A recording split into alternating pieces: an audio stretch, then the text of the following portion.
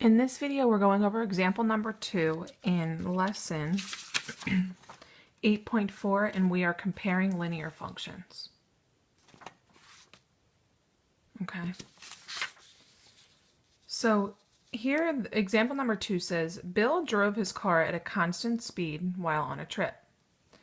Kevin drove his car at a different constant speed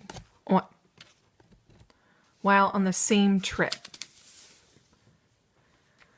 The graph and the table show information about the trips Bill and Kevin took.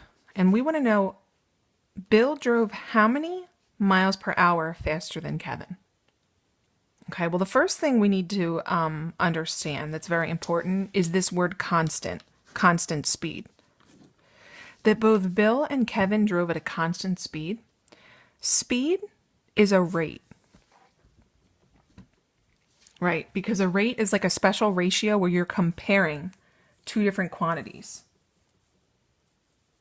Okay, two different types of measurement, like miles. You could see the units. You're comparing these two units right here, miles per hour, right? Because we're talking about speed. So the fact that it said constant speed means that the rate of change is constant. The slope is constant, which you could see on our graph right here, that Bill has a constant speed because we have a straight line.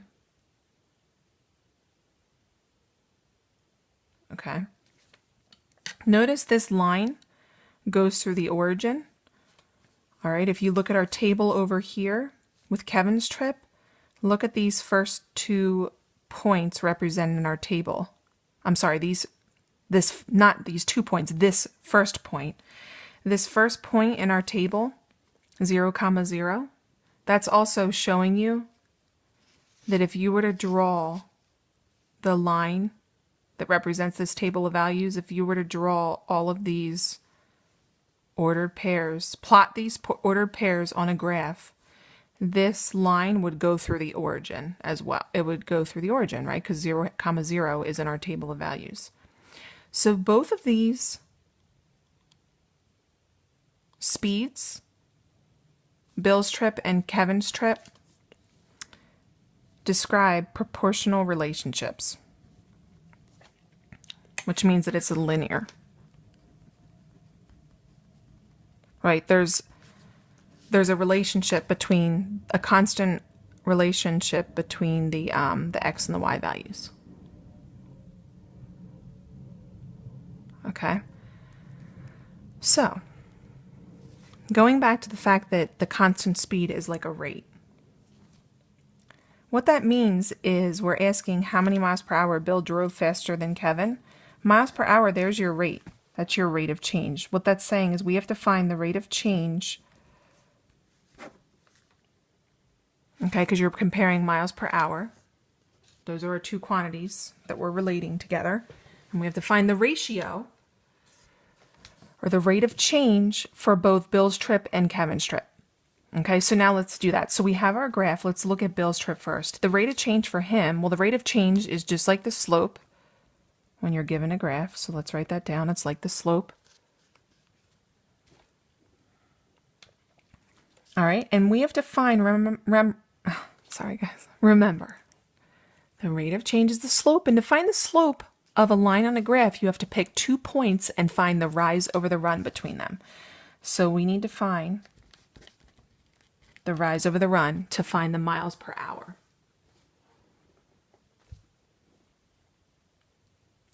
The rise is represented by miles because that's along the y-axis. That's going to be your rise. And then the run is represented by hours. It's like miles per hour, which is what speed is calculated as. All right, let's pick this point on the line right here, 0, 0.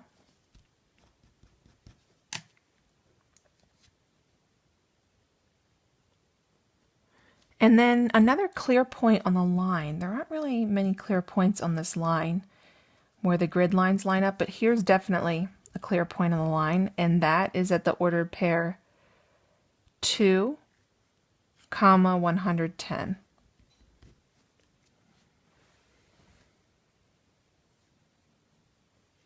Okay, so Now we have to find the rise and the run. Notice, this is very important, that our scale goes up to 110 over here and 4. The intervals, right?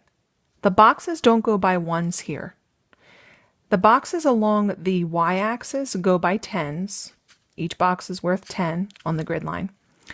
Along the x-axis, each box is worth a half, right? Because it takes 2 boxes to get to 1. So we have a half, 1, 1.5, 2, 2.5. So the scale, the intervals are different on this graph. So we have to look at the rise and the run. Let me make my triangle. All right, and then notice the rise, if you're starting at 0 and you go up to 110, then the rise is 110.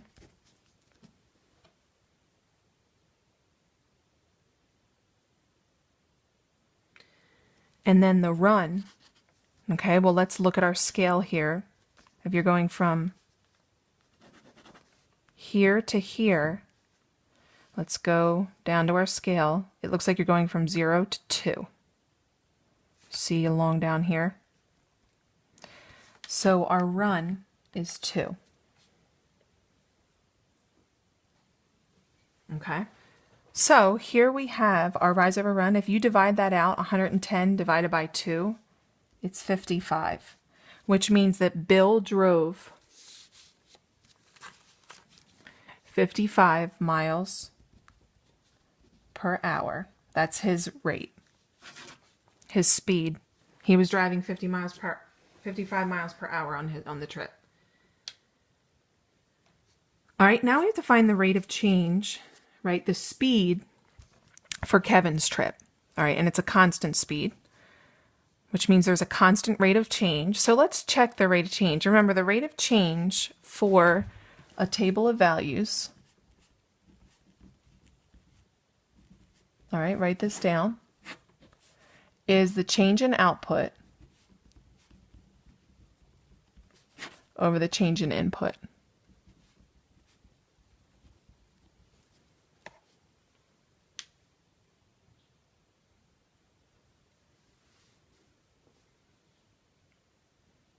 Okay, and let's figure that out. Let's look at our table of values, and these kind of represent ordered pairs, right? 0, 0, 2, 90, 3, 135, 5, 225, and 6, 270. Those are all points on our line if we were to graph this table of values. So we have to figure out the rate of change between any 2 points. So from 0, we'll check the first 2 points. From 0 to 90, you add 90. If you go from 0 to 2, you add 2. So if we check the change in output over the change in input between the first 2 ordered pairs in our table, 90 over 2 is equal to 45. All right, and because they said there's a constant speed, the rate of change, right, the speed is going to be the same between any 2 points. It should be 45. So let's check here. To go from 90 to 135, we're going to check the next 2 points. Let's say we didn't know how to get from 90 to 135. You would do 135 minus 90 to see the difference. Okay.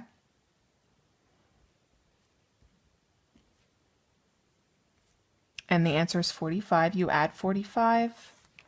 That's the change in output. And then the change in input to go from 2 to 3 is you're adding 1. So then if you put the change in output over the change in input, like the formula, the rate of change formula, well, 45 over 1 is 45. Right? Let's check the next couple of